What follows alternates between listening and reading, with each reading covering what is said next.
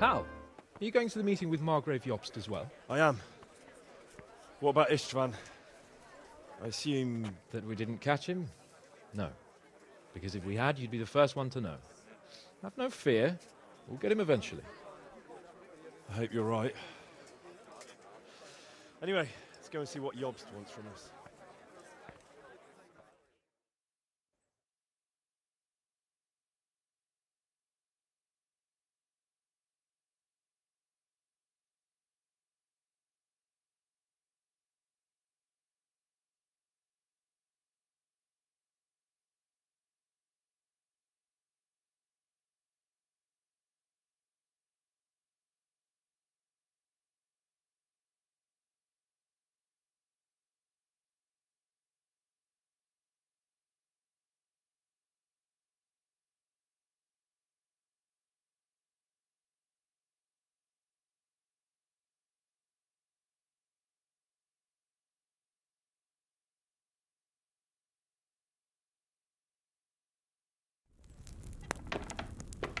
My lords, Christ's blessings on you all. And on you, Lord Capon. And this is my son, Henry. I didn't know you had a son, Sir Redzig. It came as a bit of a surprise to young Henry, too. This gentleman here is John II of Liechtenstein, a member of my council. I'm honored, gentlemen. Come join us. Margrave Jobst was just about to tell us the reason for his visit. Your Grace? I'm sure we're all agreed, Your Graces, that all this unrest must come to an end. This kingdom needs a king. Question is, which king? My cousin, Wenceslas IV, who is being held in captivity. I have to confess, my lord, that your answer surprises me a little. If I'm correctly informed, until recently you sided with your other cousin, Sigismund. That I cannot deny, and I have always stated my position plainly. But times have changed. How have they changed, Your Grace? Sir, there is one thing on which we undoubtedly concur. That King Wenceslas, unfortunately, did not inherit his father's gift for governing. Sadly, his failures have cost Bohemia, the nobles, and our whole Luxembourg family a great deal of money and effort. How did the king let it go so far, damn it? It's in his temperament. He cares only for wine, women, and the hunt. A king, in fact, who never wanted to be king. Then why didn't he just let his brother have the crown? Young sir, the crown weighs heavy when there are duties to be performed, but to surrender it means giving up great privileges, too. But he did surrender power to his brother. When things started getting out of hand, Wenceslas appealed to Sigismund for help in restoring order.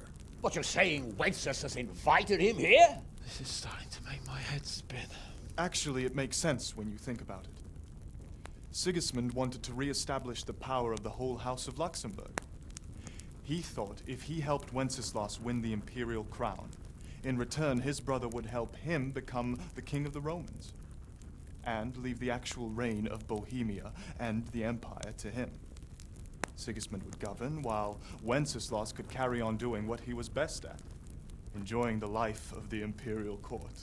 Why wasn't Wenceslas crowned Holy Roman Emperor long ago? He was already elected king of the Romans. All he had to do was go and let the Pope put the damn imperial crown on his head. Who knows? Maybe he'd prefer hunting and consorting with bathhouse wenches to spending time with the Pope. Well, so would I must admit. Sigismund's plan seemed sound enough, but it didn't quite work out, did it? It worked for a while. He and his brother reached an agreement. Sigismund took over administration of the kingdom and began planning Wenceslas's journey to Rome for the imperial coronation. But then Wenceslas realized he would just be a puppet with a crown. I must say, Margrave Jobst, Wenceslas and Prokop behave rather like naughty children in need of a good clout about the ears. Sigismund would agree. He was already planning his rule of Bohemia, and all of a sudden, the rug was pulled from under him. I'd say he lost his patience and decided he'd drag Wenceslas to the coronation kicking and screaming if he had to. Just Like a naughty child, as you say. So he abducted him and your brother Prokop too, if I heard correctly. Correct. And you helped him do it, if I heard correctly. Yes, your graces, it's true. I was there when Sigismund abducted Prokop. I thought everything could somehow be settled, that we could make my brother see sense. But Sigismund just wanted to put an end to the dispute once and for all, whatever the cost. There was nothing I could do to stop him. And that's one of the reasons why I'm here. The worst of it is that it was all for nothing. Instead of putting a stop to the revolt, it escalated it, and the result is this chaos we have today. That's true enough, sir. But I must admit now, I'm not sure what your position is. The king is incompetent, but we must protect him? The simple truth, gentlemen, is that for all of Wenceslas's faults, we have no one else. So we'll have to make do with his idleness. People like him, though. But what can we do now? Sigismund has the League of Lords behind him. Otto von Berghof, Heinrich von Rosenberg. The situation has gotten completely out of control.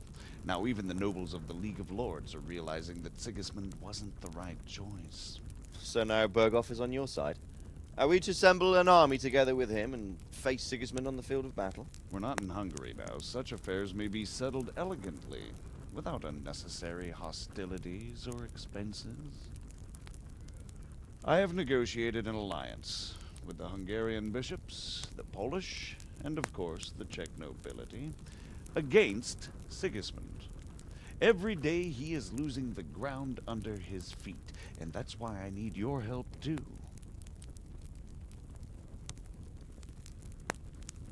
What kind of help, though? Sigismund has a massive army, and Rosenberg, Berghof, and Prague are behind him. Do you have an army you could face him with? But that's not what I mean at all. There's been a revolt against Sigismund in Hungary, partly due to my efforts, and now he'll have to choose whether he wants to gain the Bohemian crown, which is a very risky enterprise, or hold on to the Hungarian one. He can't have both. And there's a tough struggle awaiting him in Hungary. I'm not sure he'll win, and Rosenberg and Berghof know it too. They're not stupid. If the Bohemian nobility stands together, they will turn. We are men of little consequence, Margrave.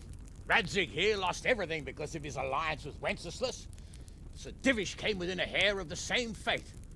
Even Rattay is defenseless against Sigismund and the League of Lords. What's more, your grace, King Wenceslas languishes in captivity in Vienna. He can't rule too well from there. And what do you propose? To sit with your arms folded till the Bohemian lands are turned to ashes like Skalitz? We have to put a stop to this senseless war! And do you know, sir, what the true position of the League of Lords is? I'm not on the best of terms with them at this moment, so you'll have to ask them yourselves. Yes. Why not? I'll go and visit Berghof at his castle and we'll see what he tells me. You know, that's not such a bad idea, young sir. True. Though a little risky. I doubt Berghof would harm a blue-blooded envoy. And you can find out what he has to say about developments and what the League of Lords is planning. Then we'll decide what to do next. I'll help you compose a letter to him. I'd like Henry to come with me. Why not? He's proven himself an able investigator, and he'll also be a good bodyguard if anything should happen. And I'll send Sir John here to Kuttenberg to be my eyes and ears there. I believe both your reports will help us get a better grip on the situation. When can you set out? Just as soon as I've packed my things. Excellent. Margrave Jobst and I will draft a letter. Get ready, and we'll meet back here.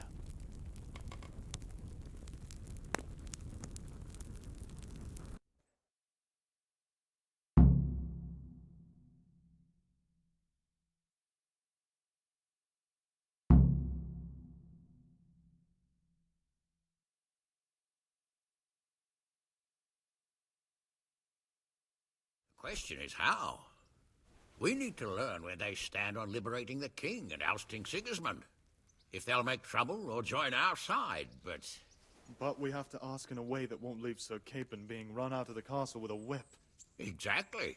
How about writing that you're concerned about current events and that you want to see things settled peaceably, and then ask the opinion of the League of Lords? Very well said, sir. And what they want to do about freeing King Wenceslas. Whether they think liberating King Wenceslas IV might contribute to resolving the dispute?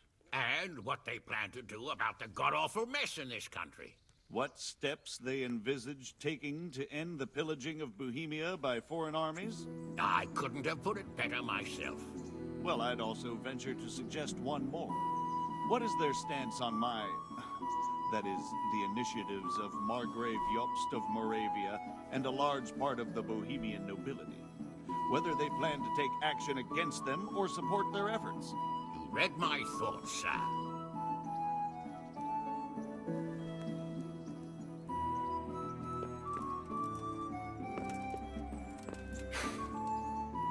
So, it looks like you're off on a mission.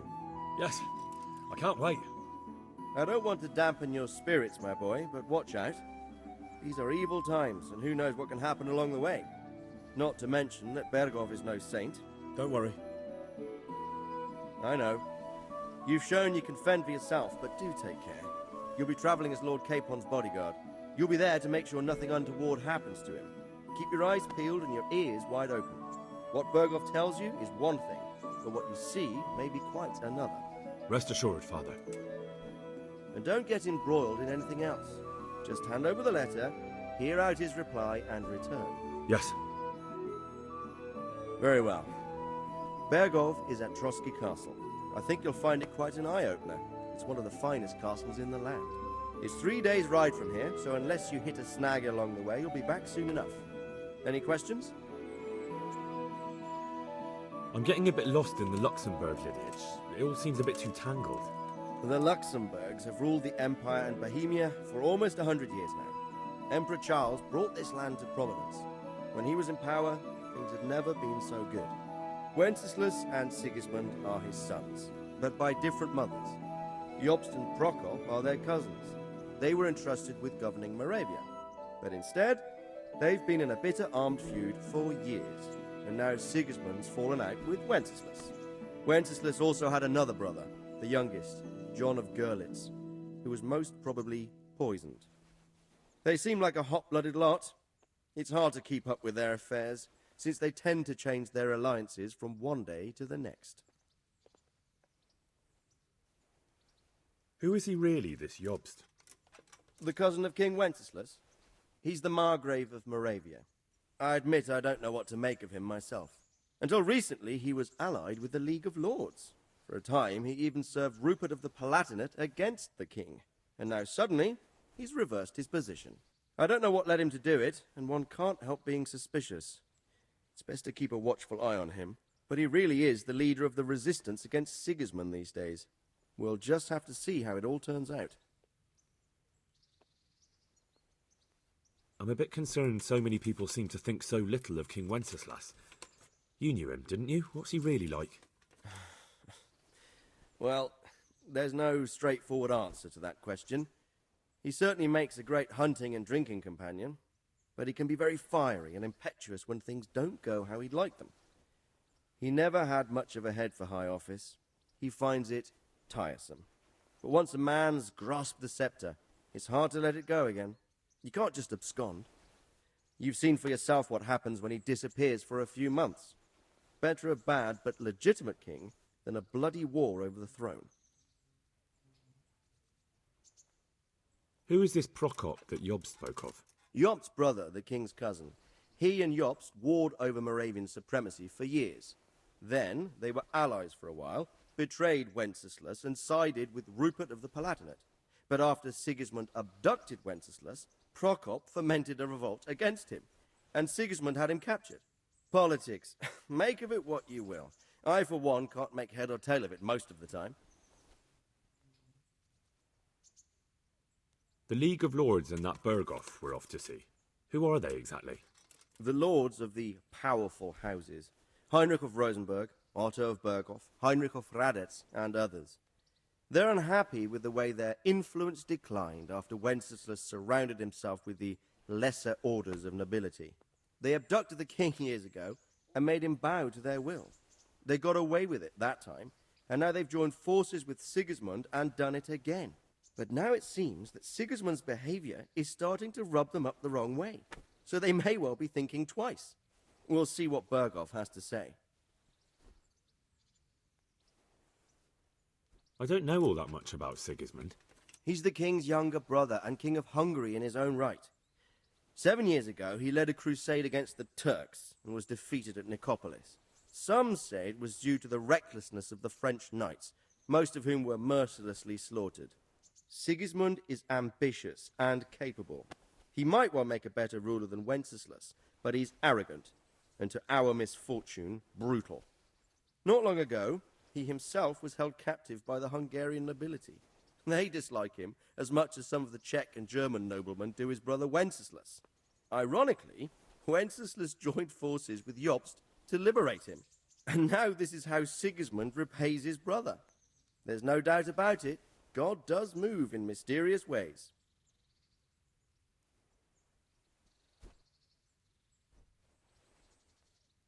Rupert of the Palatinate. That's a name I hadn't heard before today. Rupert is the Prince-Elector of the Palatinate. What's a Prince-Elector? The Prince-Electors are dignitaries of the Holy Roman Empire who have the right to elect the King of the Romans, who would then be crowned Holy Roman Emperor by the Pope. Rupert took the title for himself with the help of 3 other Prince-Electors, even though Wenceslas had already been appointed. Some of the nobility in the empire recognized Rupert's claim, but when he went to Rome to be crowned emperor, it turned into a fiasco. Now he's doing his utmost to get Wenceslas to acknowledge him, but so far without success. So, now we have 2 kings of the Romans. Jobst sided with Sigismund for a while, but now he's switched allegiance. He seems to do that quite a lot.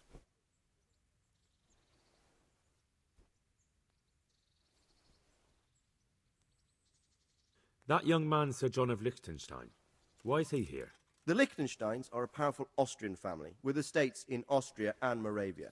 Sir John sits on Jobst's council. Since the king's being held captive in Vienna, I suppose it makes sense to have a powerful Austrian house as allies. It could be very useful. That's about all. Very well. Take the letter from Sir Hanush. And good luck, son. So what do you think of it all, Sir Divish? I think I don't know what to think. That makes 2 of us.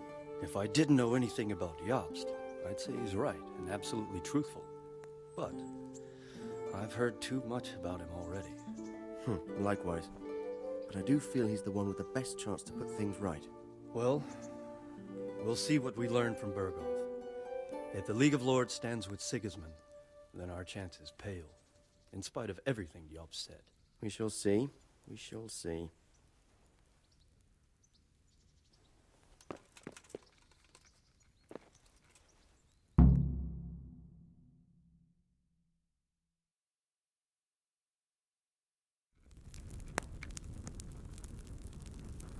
I believe we have written it well, gentlemen. Without a doubt. No one could deduce from this whether we are Sigismund's allies or foes. I must travel back to Brno now, but soon I will go to Brandenburg and I will stop here on the way back. By then, Sir Capon should be back and we can discuss how to proceed. Right. Before you leave, my lord, there is one thing that gives me no rest. Why did Sigismund come as a foe? It makes no sense. If I may, sir, I think I can explain. Oh, please enlighten us, young sir. I live not far from Hungary, where Sigismund reigns. It is a savage country, and the constant war with the Turks has hardened the people. They need a monarch with an iron hand. So when Sigismund felt the wind of revolt, he reacted as he would at home. Only what works on the Hungarian nobles does not work here in Bohemia. Bringing order is one thing, but Slaughtering and pillaging with a horde of barbarians, quite another. What purpose does that serve? But Sigismund did give the Bohemian nobles a chance to take his side. It was only when they refused his ultimatum that he lost patience and took to the sword. As for the barbarians, he could afford nothing better. The Hungarian nobility would gain nothing from joining his campaign in Bohemia. He didn't have enough coin for a regular army, and so he recruited the Cumans. What he does not pay them, they make up for in plunder. But in the end, he didn't have enough to even satisfy the Cumans. That's why he raided Gutenberg and Skalitz. He wanted the silver. That makes sense. My lords, how's the letter coming along? It's done. Then we can be on our way. Now remember what we said, boy. All you have to do is deliver the letter, listen to the answer, and come back here. Don't provoke Berghoff in any way. Provoke? Me?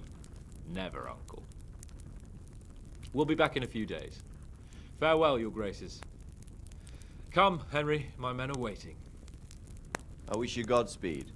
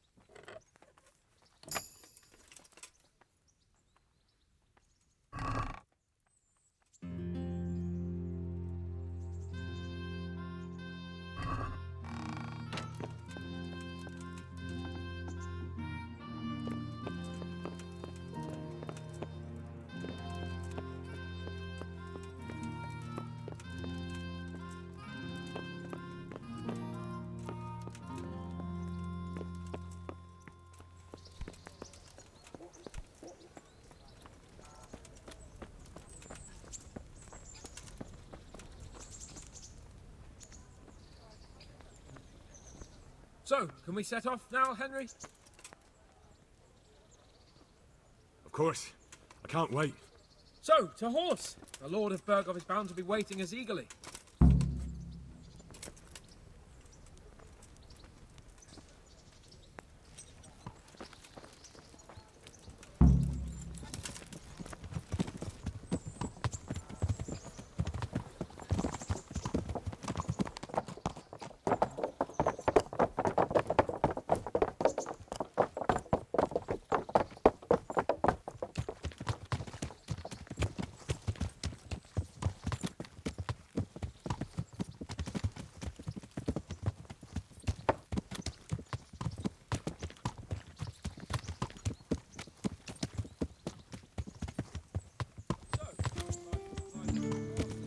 I'm getting used to it. What about Rodzig? Has he accounted for not owning up to you the whole time? He explained it. All will be well, I think. Glad to hear it. It's far more acceptable for a nobleman to befriend a noble bastard than a blacksmith's son. Mind you, don't come to blows with a blacksmith, my young lord.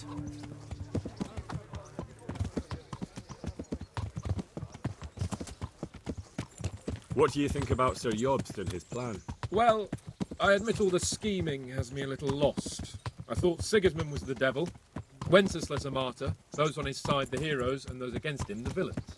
I believed we'd rescue the king and all would be well again, but now it looks a lot more complicated. Yeah, exactly. I didn't expect the noble lords to be as noble as the angels, but I hadn't expected such a sewer. They behave like children. I can't fathom how after all this backstabbing they're somehow still on speaking terms. I don't know either. Beggar's belief.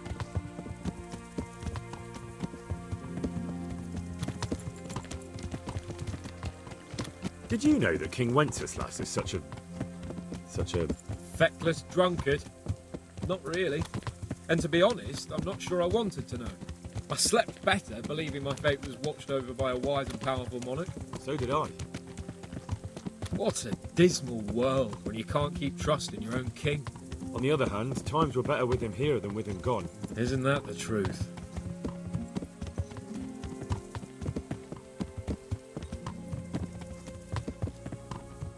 What do you think of Sigismund? If I were him, I'd have had enough of my brother even sooner. But he's a monster.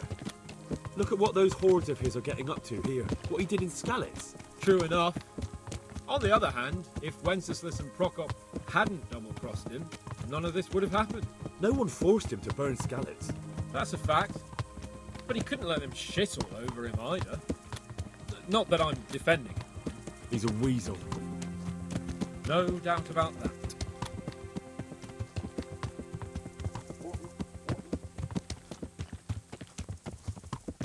Do you know anything about Prokop? Ha! Sir Hanush could tell you a thing or two about him. Why? Last winter, a certain Sir Jan Sokol of Lamberg, a well-known knight, or robber baron to some, tried to occupy the city of Iglaum, which was on the orders of none other than Prokop. And what has that got to do with Hanush? Well, he was there with him. Of course, that's not something to brag about in front of Jobst. And what was it all about? They wanted to occupy a city that was on the side of the League of Lords, but despite there being several hundred strong, they didn't take it. For one thing, they couldn't get past the Iglau women, with their pitchforks and cauldrons of hot water. I would never have thought of Sir Hanush as such a rebel.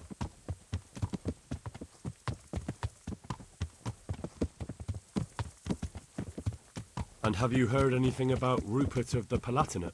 A little. He can't manage even to wrest power from a king who doesn't much care for ruling and isn't fighting back. That doesn't seem like a man who has what it takes to rule. And that's all I need to know.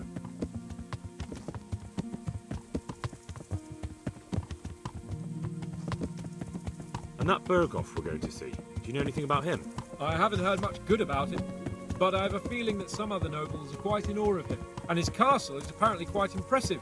I'll be interested to see for myself.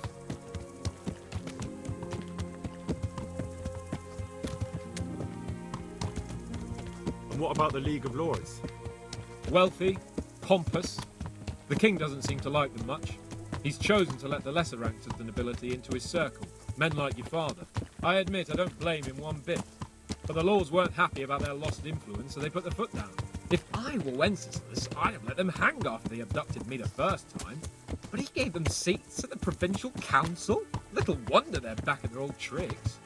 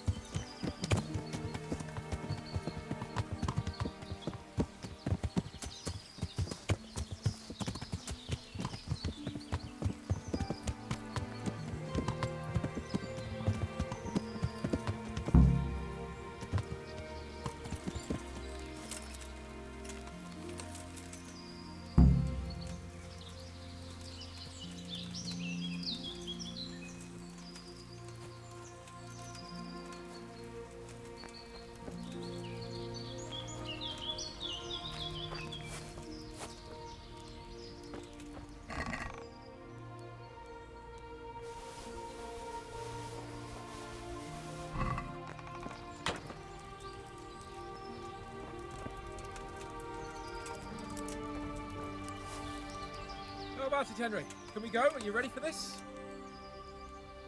Of course. At last I'll get to see more of the country and have a bit of an outing. Quite.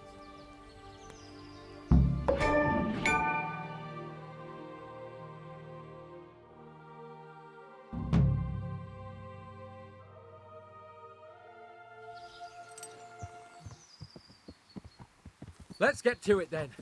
I finally have the feeling we're doing something worthwhile. We're helping to save the king.